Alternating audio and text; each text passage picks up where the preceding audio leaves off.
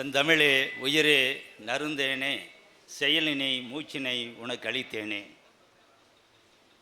இந்த அருமையான நிகழ்வினிலே கூடியிருக்கின்ற என்னுடைய உள்ளம் கவர்ந்த அன்பிற்கினிய மாணவ செல்வங்களே,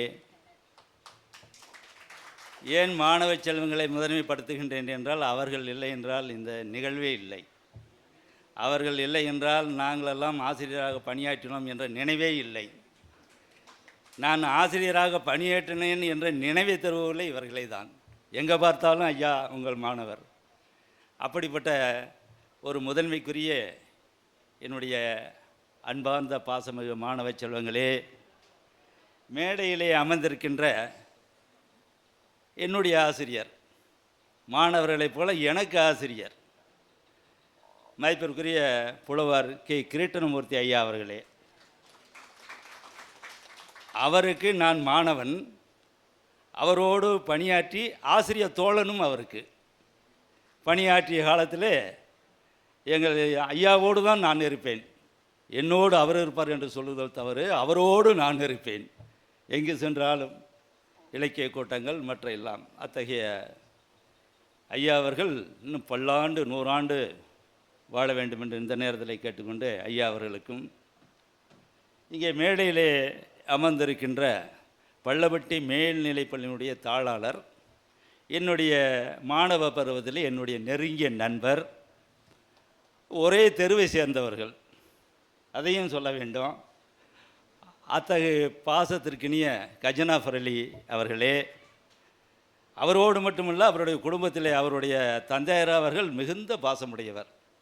நாங்கள் அந்த வழியில் செல்லுகின்ற பொழுதெல்லாம் நாங்கள் சென்று கஜனாஃபர் அலியை எல்லாம் சேர்ந்து ஒன்றா பள்ளிக்கு வருவோம். அவர் அப்பொழுது பார்த்தால் ஒரு 10 நிமிடம் பேசுவார். சிறுவர்களே மாணவர்கள் நினைக்க மாட்டார். அத்தகைய பண்பாளர். அந்த பண்பு இன்றைக்கு கஜனாஃபர் அலி அவர்களிடம் இருக்கின்றது. அத்தகைய பள்ளியினுடைய தாளாளர் அவர்களே, அவ்வாறே நம்முடைய முன்னாள் தாளாளர் சாகுல் அமீது ஐயா அவர்களுடைய புதல்வர் அவர்களே, இங்கே மேடையில் அமைந்திருக்கின்ற என்னுடன் பணியாற்றிய மதிப்பிற்குரிய ஆசிரியர்கள் அப்துல்ஹை அவர்களே, செல்வராஜ் அவர்களே, என்னுடைய அன்பர்க்கினிய நண்பர் சுப்பிரமணியன் அவர்களே, ஆசிரியர் நான் பணியாற்றுகின்ற பொழுது எனக்கு முன்னே ஆசிரியராக பணியாற்றி மிக சிறப்பாக பெயர் எடுத்த மதிப்புக்குரிய துரை நமச்சிவாயம் அவர்களே, அவ்வாறே ஆசிரியர்கள் திருமதி ஜோதி அவர்களே, ஜெயலட்சுமி அவர்களே, உங்கள் அதுபோலவே இந்த நிகழ்வை மிக சிறப்பாக நடத்தி கொண்டிருக்கின்ற இந்த அமைப்பினுடைய வேர்களை தேடி என்று, வேர்களை அது மரத்துக்குள்ளே கீழே நிலத்து கீழே தான் வேறு இருக்கும், அதையே இவர்கள் தேடி கண்டுபிடித்திருக்கின்றார் என்றால் இவர்கள் எத்தகைய பண்புடையவர்கள், எத்தனை பாசமுடையவர்கள். அதில் நிறைய மாணவர்களுடைய பெயரெல்லாம் சொல்ல வேண்டும், நேரம் இல்லை, அளவான நேரம். அதில் முஸ்தாக் அவர்கள் ரொம்ப முன்னோடியாக இருந்தார்கள். என்னை அழைக்கின்ற பொழுது அஸ்கர் அவர்களும் வந்தார்கள். என்னுடைய அன்பிற்கினிய மாணவர் சையது இப்ராஹிம் அவர்கள் எப்பொழுதுமே எங்கே கண்டாலும் எந்த பேருந்தில் ஏறுகின்ற வேகத்தில் கூட அந்த பேருந்தை விட்டு என்னிடம் வந்து பேசிவிட்டு அடுத்த பேருந்துக்கு போவார்.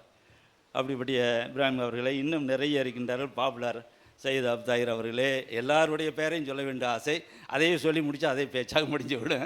அதே போல் மாணவிகள் இங்கே நிறைய இருக்கின்றீர்கள். இன்னும் எல்லாத்தையும் பார்க்க சொல்ல வேண்டும் என்ற ஆசை. ஆக காலங்கருதி உங்கள் அனைவருக்கும் என்னுடைய அன்பான பணிவான வணக்கத்தை தெரிவித்து கொண்டு, இத்தகைய ஒரு வாய்ப்பு கிடைத்தது வாழ்நாளிலே மிகப்பெரிய பேராக நான் கருதுகின்றேன். தமிழ்நாடு அரசனுடைய அமைச்சருடைய கையிலே 4 விருதுகள் நான் பெற்றவன், பெருமைக்காக சொல்லவில்லை. அந்த விருதுகளை பெற்ற மகிழ்ச்சியை விட இந்த விருது இங்கே இருக்கின்ற விழா எனக்கு பெரிய மகிழ்ச்சி தருகின்றது.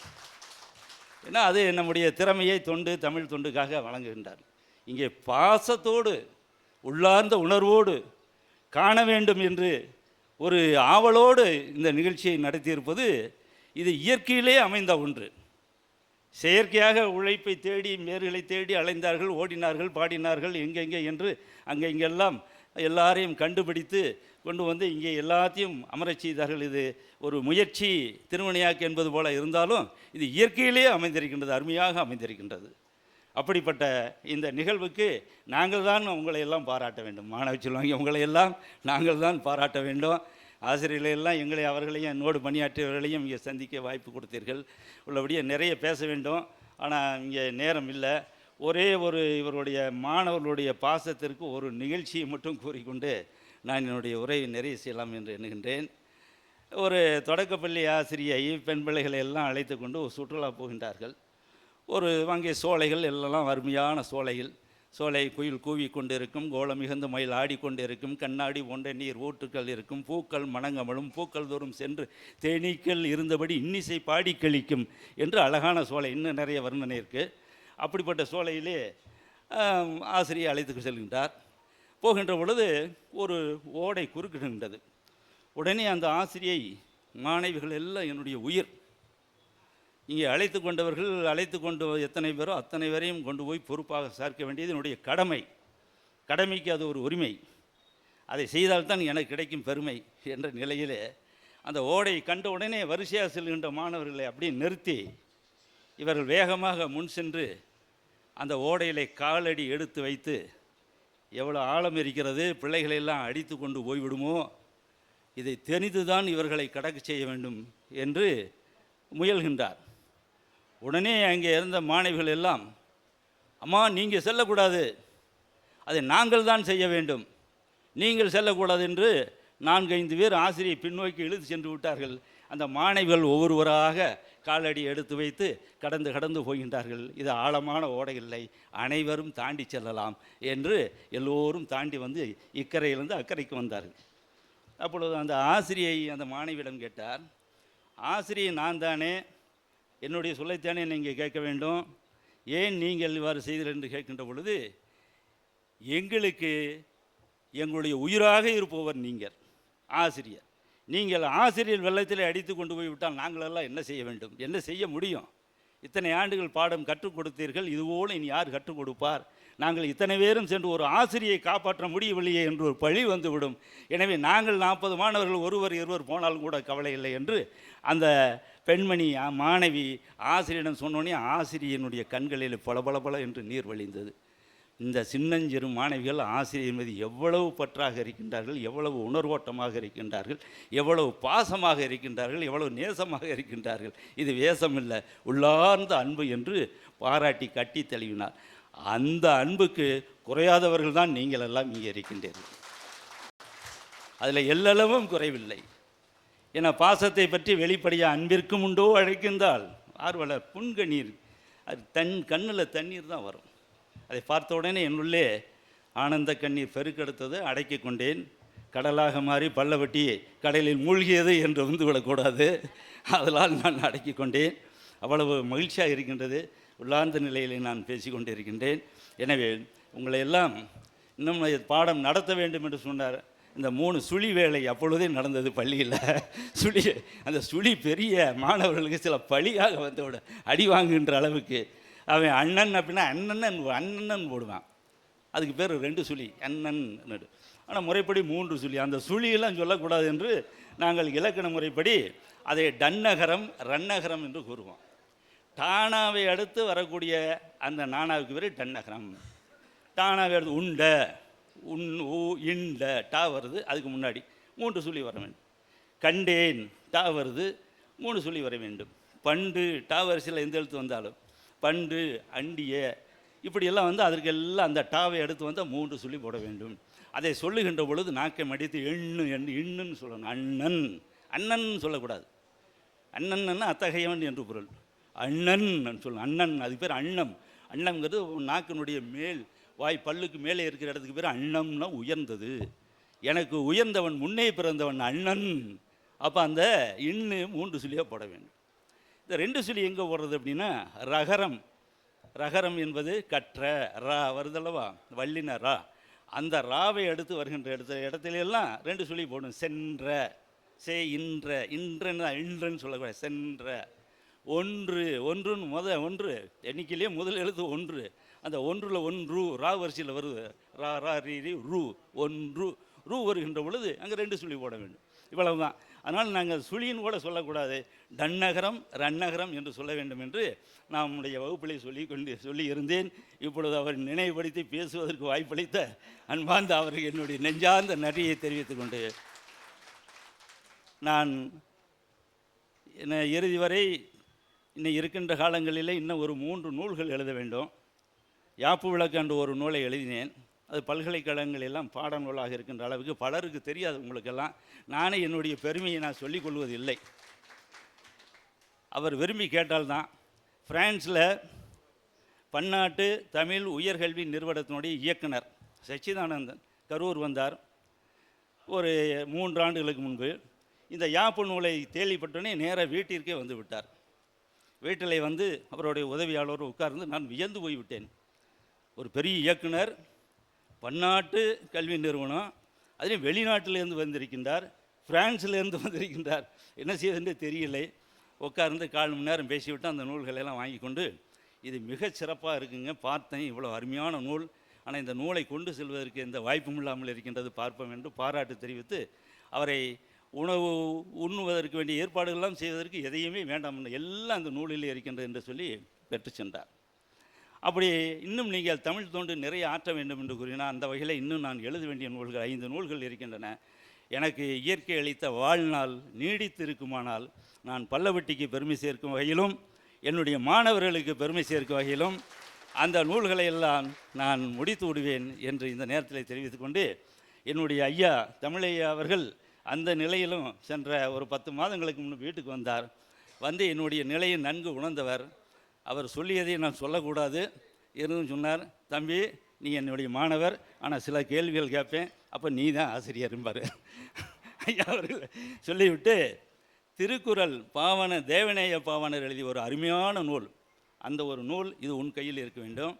கம்பராமாயணம் 10,366 பாடல்களை கொண்டது. மூலம் மட்டும் மூலம் படித்தால் பிறருக்கு அது பொருளே புரியாது. அப்படிப்பட்ட அருமையான ஒரு நூல், அந்த ஒரு நூல். பிறகு திருக்குறள் சார்ந்த இன்னும் பல நூல்களை எல்லாம் கொண்டு வந்து கொடுத்து, தம்பி வீட்டில் தூங்கி கொண்டு இருக்கின்றது, அதனை நான் கைகளிலே தாங்கி கொண்டு இருக்கின்றேன், இவ்வாறு தாங்குகிறேனே என்பதனால் உள்ளத்திலே ஏங்கி கொண்டு இருக்கின்றேன், அதனை ஓங்கிய எண்ணத்திலே உங்களிடம் வந்துவிட்டேன், நீங்கள் இதை வாங்கி கொள்ளுங்கள் என்று சொன்னார். என்னுடைய உள்ளம் அந்த அளவு மகிழ்ச்சி, இந்த அளவு இப்போ எப்படி மகிழ்ச்சி அடைகின்றதோ. கோடையிலை இலைப்பாற்றி கொள்ளும் வகை கிழித்த குழி தருவே தருநிழலே நிழல் கனிந்த கனியே, ஓடையிலே ஓடுகின்ற தீஞ்சுவை தண்ணீரடி உகந்த மறுமண நலமலரே, மேடையிலே வீசுகின்ற மெல்லிய பூங்காட்டை. இப்பொழுது மேடையில் மெல்லிய பூங்காட்டை வீசிக்கொண்டிருக்கின்றது. இப்படிப்பட்ட இந்த மேடையில் எனக்கு வாய்ப்பளித்தீர்கள். நான் பேச வேண்டுமானால் நீண்ட நேரம் பேசிவிடுவேன் அறியாமலேயே. அதனால் இத்துடன் என்னுடைய உரையை நிறைவு செய்து உங்கள் அனைவருக்கும் என்னுடைய நெஞ்சார்ந்த நன்றி வாழ்த்துக்கள் எல்லாவற்றையும் நான் உங்களுக்கு சொல்லிக்கொண்டு என்னுடைய உரையை நிறைவு செய்கின்றேன். நன்றி, வணக்கம். நன்றி எழில்வாணன் சார் அவர்களே. ஒரு சிறிய நினைவுறுத்தல். இங்கே பூபதி டீச்சர் வந்து உடல்நலக்குறைவால் வரல, பட்டு அவங்களுடன் பணியாற்றி இங்கே நமது பள்ளி மாணவியாக இருந்த சாருமதி டீச்சர் அவர்கள் வந்திருக்கிறார்கள். அவங்க கொஞ்சம் எந்திரிச்சாங்கன்னா நல்லாயிருக்கும். அவங்களும் ஆசிரியை தான். பூபதி டீச்சருடைய ஏறக்குறைய வலதுகரம் என்று சொல்லலாம்.